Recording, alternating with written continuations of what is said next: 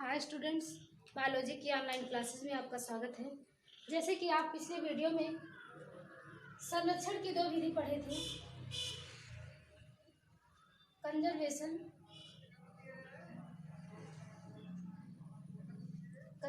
की संरक्षण की दो विधि पढ़ी थी। पहला इन सीटू कंजर्वेशन, दूसरा एक्स सीटू कंजर्वेशन। स्वस्थानीय संरक्षण, बहिस्थानीय संरक्षण। तो आप स्वस्थानीय संरक्षण में देखे थे कि इसके प्राकृतिक आवास में वन्य जीवों को जो प्राकृतिक आवास में संरक्षित किया जाता है वो तीन तरीके से उनको उनकी प्राकृतिक आवास में संरक्षित किया जाता है। स्वस्थानीय में भी तीन तरीके से संरक्षित किया जाता है। पहला आप क्या देखे थे, नेशनल पार्क, सेंचुरीज, अभ्यारण्य, बायोस्फीयर रीजन। तो अब हम पढ़ेंगे नेशनल पार्क। आपका आज का टॉपिक है नेशनल पार्क।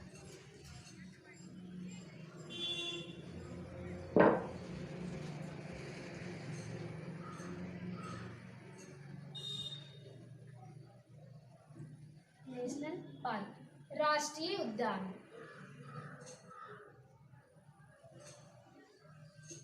राष्ट्रीय उद्यान क्या है? राष्ट्रीय उद्यान वन्य जीवों के रहने वाले प्राकृतिक आवास है। वन्य जीवों का जो प्राकृतिक आवास है, एक विशेष प्रकार का क्षेत्र है जिसमें पूर्णतया शिकार वर्जित होता है। भारत का जो प्रथम नेशनल पार्क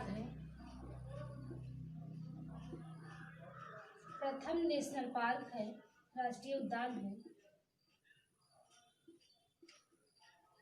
वो क्या है? भारत का प्रथम राष्ट्रीय उद्यान जिम कॉर्बेट है।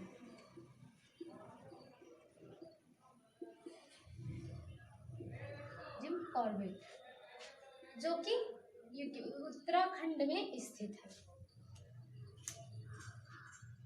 राष्ट्रीय उद्यान वन्य जीवों का प्राकृतिक वास स्थान है जिसको उनके प्राकृतिक आवास में ही संरक्षित किया जाता है, जहाँ पर मानव के द्वारा मानवीय क्रियाकलाप पूर्णतया वर्जित होता है। वन्य जीव के संरक्षण के साथ साथ वहाँ की प्राकृतिक जो चीजें हैं, पारिस्थितिकी तंत्र, पारिस्थितिकी चीजें हैं, उनका उपभोग वर्जित है। राष्ट्रीय उद्यान की स्थापना और नियंत्रण ये केंद्र सरकार के अंतर्गत किया जाता है, जबकि जो व्यवस्था होती है, देख रेख होती है, व्यवस्था वो राज्य सरकार के अंतर्गत होती है। भारत में कुल 90 नेशनल पार्क हैं और हम विश्व का जो प्रथम नेशनल पार्क है उसका नाम है येलोस्टोन नेशनल पार्क, जो कि अमेरिका में स्थित है। विश्व का प्रथम national park Yellowstone national park, जो कि अमेरिका में स्थित है। अब भारत में स्थित कुछ राष्ट्रीय उद्यान के नाम देखेंगे, कहाँ पर स्थित हैं, किसके लिए प्रसिद्ध है।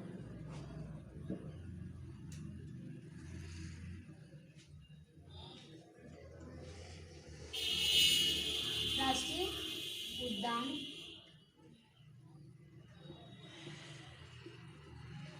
नेशनल पार्क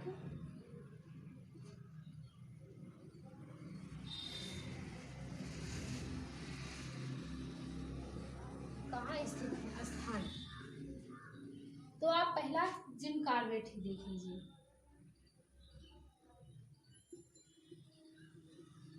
जो कि भारत का प्रथम है, उत्तराखंड में है।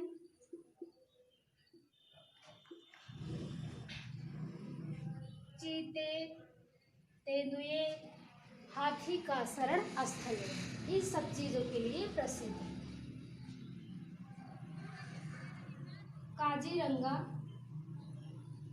ये सब एग्जाम में पूछा जाता है। बहुत इम्पोर्टेंट नेशनल पार्क है, राष्ट्रीय उद्यान है काजीरंगा नेशनल पार्क, जो कि असम में स्थित है। असम में स्थित है। यह बहुत ही प्रसिद्ध है एक सींग वाले गैंडे के लिए। एक सींग वाले गैंडे के लिए काजीरंगा नेशनल पार्क प्रसिद्ध है। गिर नेशनल पार्क, जो कि जूनागढ़, राजस्थान के जूनागढ़ में स्थित है।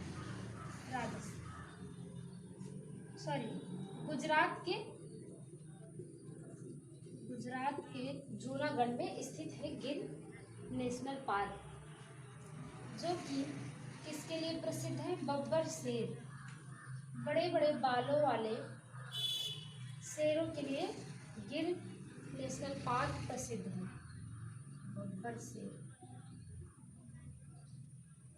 कई सारे ऐसे हैं जो कि बहुत ही एग्जाम में पूछे जाते हैं।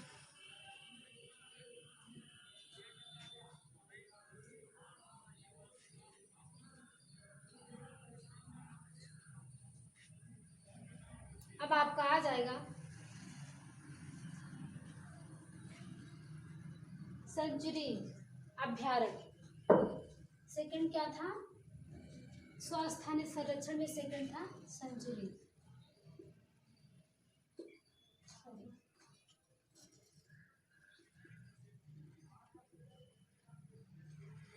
अभ्यारण्य। ये भी वन्य जीवों का प्राकृतिक संरक्षण है। अपने ही प्राकृतिक आवास में उनको संरक्षित किया जाता है। लेकिन राष्ट्रीय उद्यान में क्या होता है कि वहाँ की प्राकृतिक चीज़ें, पारिस्थितिकीय तंत्र जो है सुरक्षित रखा जाता है, वर्जित होता है, पूर्णतया शिकार वर्जित होता है। यहाँ पर वन्य जीवों का संरक्षण किया जाता है। प्राकृतिक चीज़ों का उपभोग करने के लिए अनुमति इस बात पर दी जाती है, मानवीय क्रियाकलापों के लिए इस बात पर उन्हें जाने दिया जाता है कि उनके किसी भी प्रकार के क्रियाकलाप से वहाँ पर रहने वाले वन्य जीवों को कोई नुकसान न हो या वन्य जीवों पर कोई प्रभाव ना पड़े। इसी बात पर अभ्यारण्य में मानवीय क्रियाकलापों के लिए आदेश अनुमति दिया जाता है। भारत में कुल 448 अभ्यारण्य है। थर्ड आपका था बायोस्फीयर रिजर्व।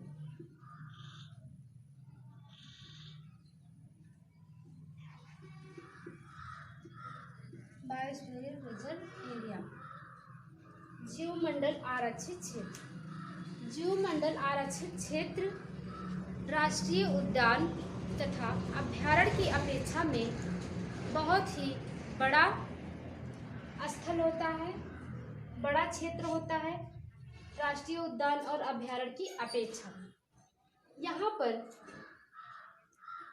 मानवीय क्रियाकलापों के लिए इतनी ज़्यादा प्रतिबंध नहीं होती है, इतनी ज़्यादा प्रतिबंध नहीं लगाई जाती है जितना कि नेशनल पार्क और सेंचुरी अभ्यारण्य में किया जाता है। यहाँ पर लकड़ी काटने, व्यक्तित्व स्वामित्व के लिए, मानवीय क्रियाकलापों के लिए अनुमति दी जाती है, जैसे चारागाह के लिए, लकड़ी काटने के लिए,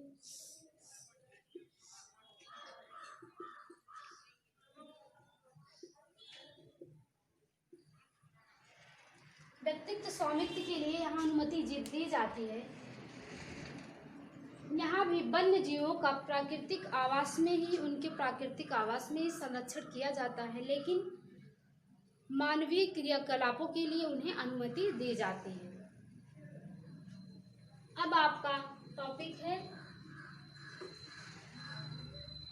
जैव विविधता की क्षति के कारण।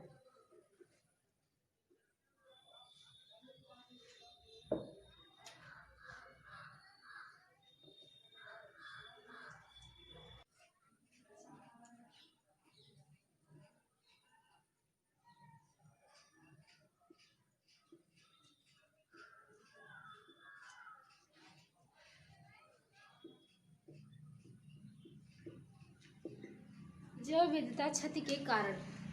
हम ये देखेंगे वन्य जीवों किस प्रकार से विलुप्त हो रहे हैं, किस प्रकार से उनमें कमी आ रही है, उसके कारण देखेंगे।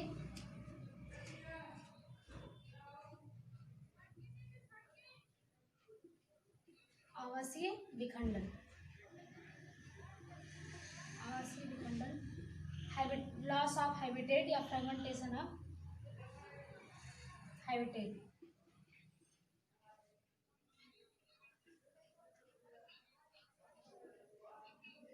Fragmentation of habitat.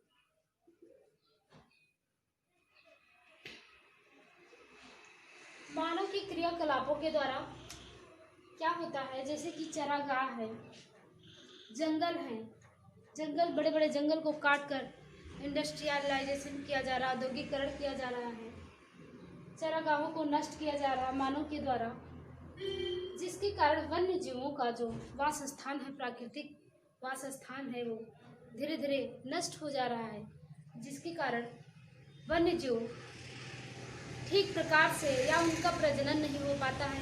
एक कारण इस है कि प्रजनन ना होने के कारण उनकी प्रजातियां आगे नहीं बढ़ पाती हैं, उनके रहने के लिए वास स्थान नहीं रह जाता है, जिसके कारण वो विलुप्त हो जाती हैं या उनकी कमी आ रही है, उनकी संख्या में कमी आ रही है। सेकंड देखेंगे अतिदोहन। अतिदोहन, ओवर एक्सप्लॉयटेशन, ओवर एक्सप्लॉयटेशन। आप जानते हैं मानव बहुत ही लालची प्रवृत्ति का इंसान है। मानव लालची प्रवृत्ति किस्म का इंसान है, जो कि अपने कार्यों के लिए वन्य जीवों, उनके प्राकृतिक आवासों को नष्ट कर रहा है, जीवों का हनन कर रहा है, शिकार कर रहा है, जिसके कारण जैव विविधता में कमी आ रही है। तीसरा देखेंगे, तीसरा कारण क्या है जैव विविधता क्षति का? विदेशी प्रजातियों का आक्रमण, विदेशी प्रजातियों का आक्रमण।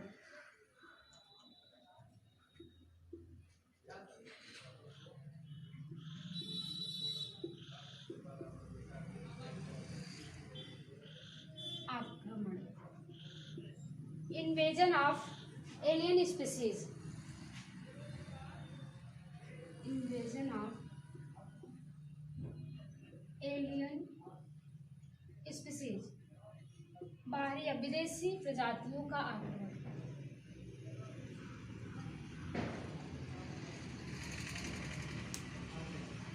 भारतीय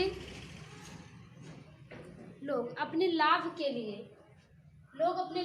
लिए बाहर से कुछ प्रजातियां, विदेशी प्रजातियां, वो चाहे फिशेस हो या अदर एनिमल्स हो, अपने लाभ के लिए क्या करते हैं, बाहर से दूसरी प्रजाति को अपने देश में लाते हैं, जो कि अपने ही देश पर वो क्या हो जाती है, इनकी संख्या बढ़ जाती है, धीरे धीरे देशी जातियों की संख्या घटने लगती है, इनकी वैल्यू कम हो जाती है, जिसके कारण इनमें कमी आने लगती है। एग्जाम्पल में ले लेंगे कि विदेशी जो क्लैरियस बैक्ट्रैकस है,